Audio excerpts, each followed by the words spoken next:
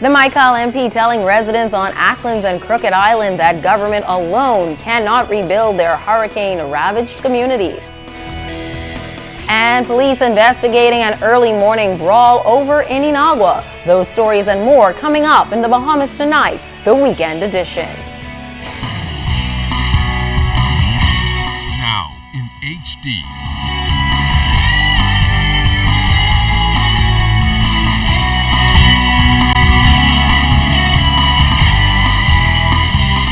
ZNS Network presents The Bahamas Tonight. This portion of the news brought to you by BTC Every Day.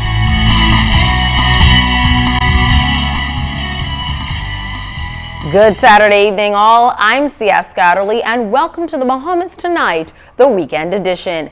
Thanks so much for joining us. Michael MP and Minister for Agriculture and Marine Resources V. Alfred Gray held a town meeting with residents of Crooked Island and Acklins yesterday, updating them on the process involved in rebuilding homes and businesses after Hurricane Joaquin and getting the islands back to a sense of normalcy in the shortest time frame possible. He stressed, however, that the government will not be able to do all of the work on its own. Janae Noel Ferguson traveled with the minister to both islands yesterday and shares with us in this report that the residents also had some concerns of their own.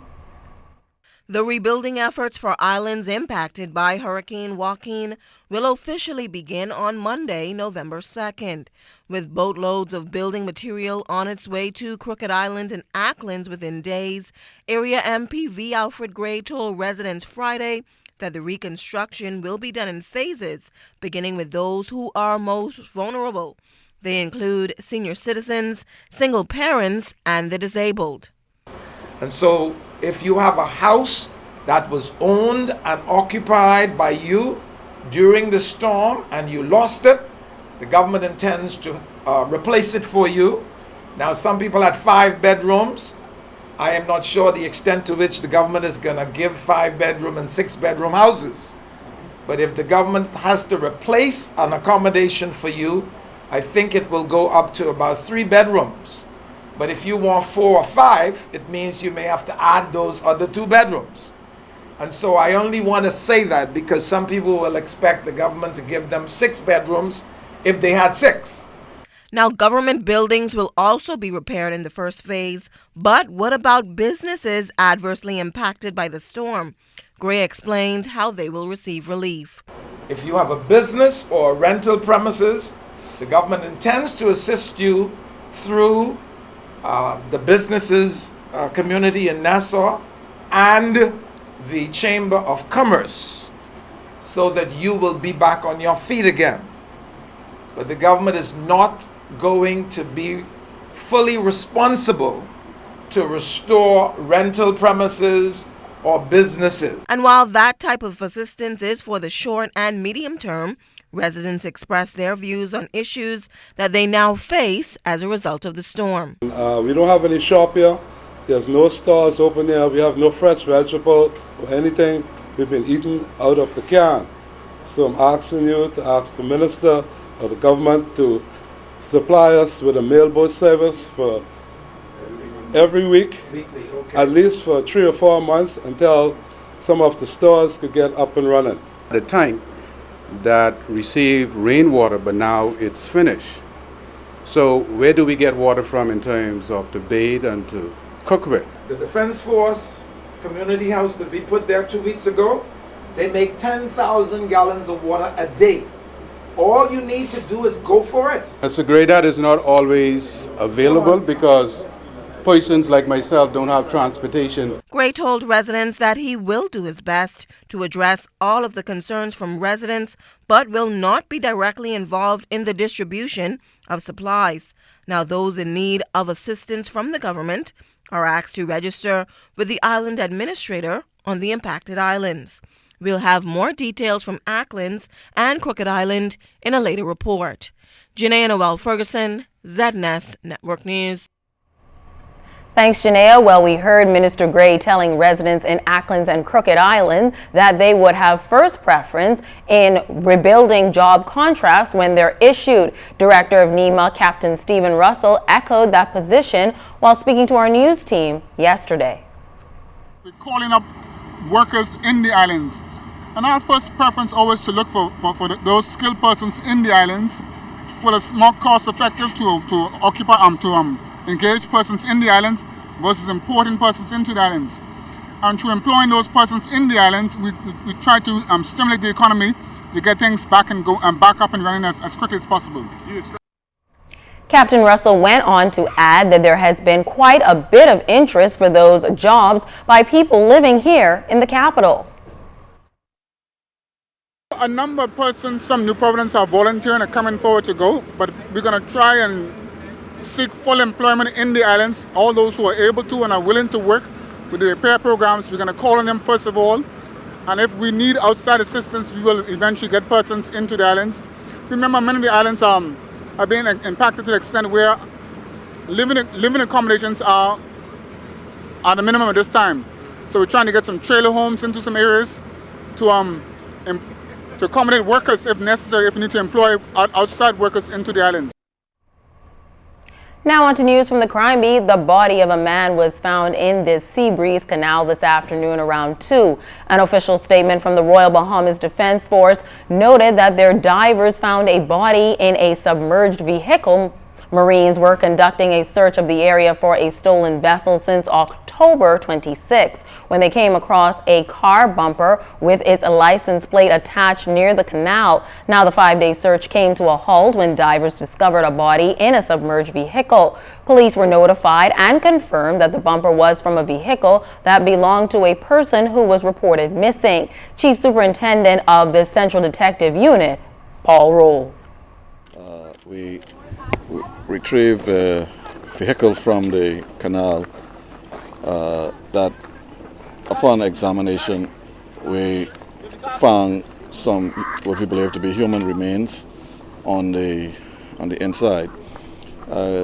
Wish to express thanks and gratitude to the Royal Bahamas Defense Force that has been assisting us here this afternoon with their divers to go down and to retrieve these individuals from the water. We at this stage do not have an identification on the individual as yet, and we obviously have to proceed by DNA in order to make an official identification. The family of a 22-year-old man of Chippingham who was reported missing more than 2 weeks ago believes it is their loved one. His grandmother, Karen Munnings, was also on the scene and made it known that she believes that police did not adequately assist them in finding her grandson, an allegation Chief Superintendent Roll refused to comment on. The missing man's close relative is reportedly a member of the Defense Force. Defense Force officer and his squad is supporting them real well, and they walk across and they swim, and they said they couldn't go no further down. We found the bumper, and we found the bumper from Tuesday. We called the police. We came back and we meet the bumper the same place. His brother find his bumper. Could you imagine that, Bahamas? The family out there, don't give up on your family, because right now the policemen do me no justice. I went to every police station. We got a flyer from them, and we did our search. In news from Inagua, ZNS News understands that a fight broke out reportedly between Defense Force personnel and some residents while in a nightclub early this morning. A contingent of officers from the Royal Bahamas Police Force were dispatched and are now in Matthew Town investigating the situation. It is still not clear exactly what happened in the nightclub, but ZNS News spoke with our affiliate in Inagua, George Harris, who says the event resulted in some injuries. There's an event that happened at the Supers Club where things got out of hand between, we understand, the officers of the Defense Force and some locals. There was an event planned there and taking place. And whatever happened, at the end of the night, there were folks result of hidden by bottles that were thrown, we understand. A similar incident between Defense Force personnel and Inagua residents happened in December 2007. Despite the violence combined with pictures of injured persons spread on social media today, which suggests that there was a riot, Harris, who lives near to where the nightclub incident happened, disputed those claims. What I can say, I was just about 200 feet away from the location the club things were taking place. I didn't know what was going on, but it was not a riot. It's what you call a bar-owned, what you call a brawl in a bar room. That's what that is, I think. And but a lot of people were affected because this was a major Halloween event taking place, and of course it was packed with natives. Grand Bahama prepares to host its Youth March tomorrow, and it's that time of year again when we turn the clocks back an hour. You're watching the People Station. Officials from the Ministry of Youth, Sports and Culture culminating Youth Month activities over in Grand Bahama as youngsters on that island take to the streets to participate in a massive march tomorrow. Director of Youth Darren Turnquest reflected on the excitement the past 31 days has brought his team and the youth around the country. Going to have our National Youth March is taking place in Grand Bahama on Sunday. Really excited about that. So all the Grand Bahamians who are out there and who are listening, Ms. Carla Brown Roker, they can get information from Ms. Brown Roker about what's happening in Grand Bahama. There's 3 big events that's going to be taking place there. This has been a fantastic youth month, and my minister will definitely be putting more information out there about what's been happening in the month. Of course, our National Youth Awards, Mr. Kieron Smith would have walked away with the Prime Minister's Cup Award as the top young person in the nation right now. We have found ourselves with a social media presence that's been absolutely amazing. We've reached young people. We've really embraced our theme, #YouthMatter. Our involvement in the power plan has just been sensational. And so as we come closer to the end, we're going to be giving the nation, myself and the minister, kind of a closer viewpoint of what we've done, what we will continue to do, and some of the programs that's been launched and running really smoothly. Satiza Burrows is a 35-year-old wife, mother of 3, and devout Christian. She was recently diagnosed with stage 4 breast cancer. She and her husband of 16 years, Leroy, reflected on the day they received the news. When the doctor told me that his words were, you have invasive carcinoma, Nottingham, grade 3 paper, grade 3 cancer on paper. And then he said it's actually diagnosed as stage 4 because it has spread from one part of the body to the other. You know, at that moment, I'm like, okay, now it's actually reality now. I actually heard I'm actually diagnosed with cancer. And I just knew, even though all of those thoughts ran through my mind, okay, you have it. I just knew that I still had to put my trust in God. I feel like I was going to black out. I had to leave the room to get some fresh air. And I had to come back after a while and kind of get myself together to accept the news. And if news of her diagnosis wasn't devastating enough, the Burrows family was hit with another blow when their apartment burnt down just weeks later. Now the Burrows church family at Bahamas Faith Ministries International is lending its support by hosting the Power of Love benefit concert on Sunday night at 7 at the Diplomat Center. CEO of Harris Media Group, Kevin Harris, is spearheading the event.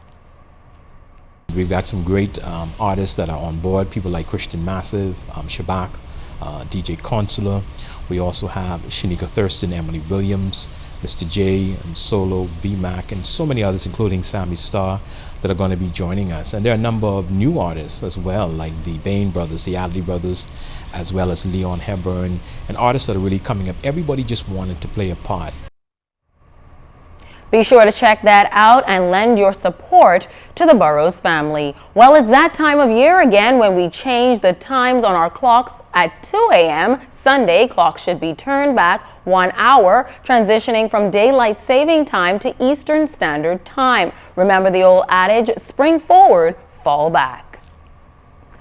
Tonight is also Halloween, and if you're looking for something to do, there's lots of festivities for both children and adults. And if you're heading out tonight, have fun, but be safe. Sports is next with Kelsey Johnson, so stay with us.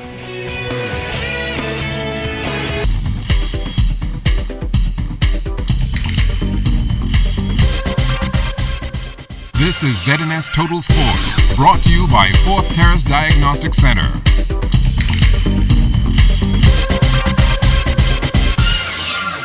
Good evening, Bahamas. I'm Kelsey Johnson, and welcome to Sports Saturday. We're into day 3 of the Bahamas Softball Federation National Round Robin Championships, and as our Julian Gibson tells us, a number of teams are swinging for the fence. Kelsey, so much talk about the back-to-back defending Commonwealth softball champions, the Bulldogs out of Abaco. Boy, they were on a winning streak from last year round robin tournament, but they went up against the Commando Security Truckers last night, and the Truckers took command, winning the ball game 5-0. Thomas Davis was on his game. I was a little off tonight. I just wanted to throw some strikes over the plate, but I got to come back and a little sharper next game. You got 5 runs, boy. We were saying on the broadcast tonight, if you had 1 or 2 runs, you could win the ball game, but you had 5 runs. That must have felt good getting 5 runs. Yeah, man, the guys can hit. Once they hit and play defense, we'll win the games, man. How far do you expect this team to go in the tournament? I expect us to win it all. Now in ladies action, Grand Bahama Wolverines pounded Andress. The final score sounds like a football score, 18-5. The girls came out, they brought their bats with them tonight, and they were on target. What do you guys need to do to keep winning and advance to the championship? The team need to stick together, stay unified, and we should come up on top again. You're looking forward to that matchup with you guys, and also, you know, that's always a big rivalry. Yes, we're looking forward for it, but like we say, we are one, and we're gonna stick together and come out on top.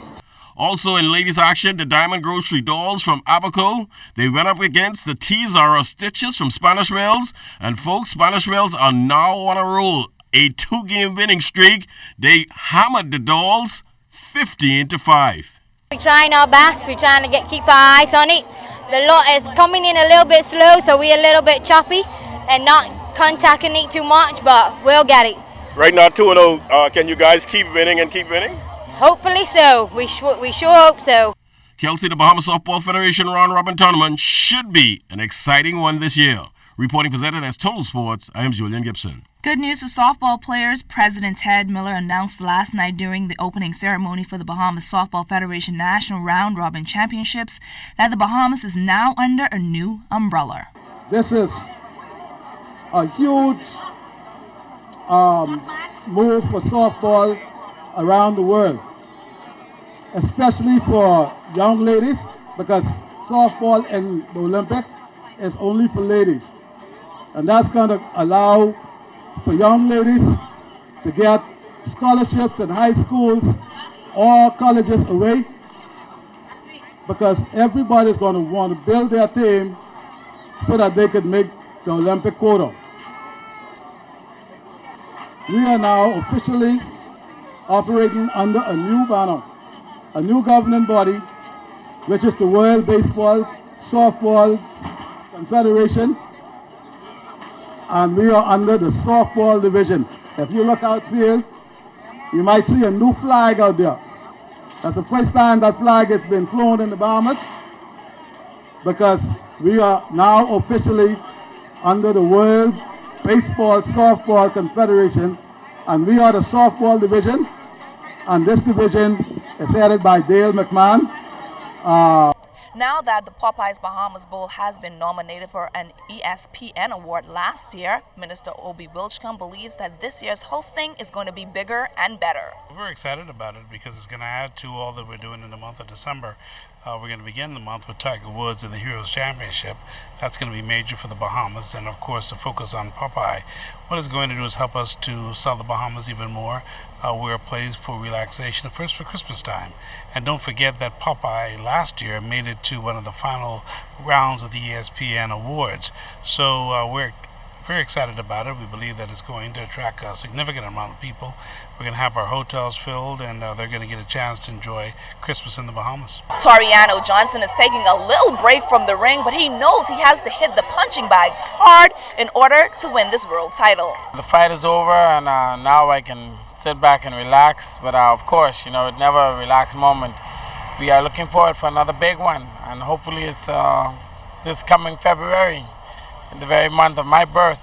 And it looks like it's going to be going up against the most destructive fighters, so to say, right now in boxing, Gennady Golovkin. So we're looking forward and preparing ourselves for that moment come February.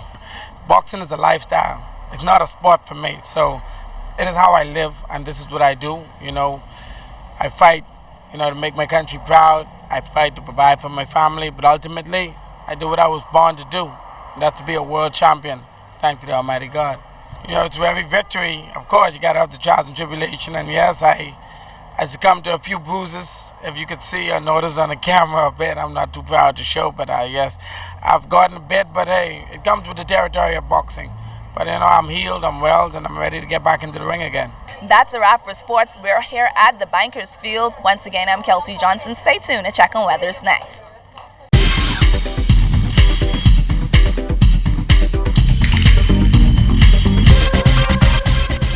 This is ZNS Total Sports, brought to you by Fourth Terrace Diagnostic Center.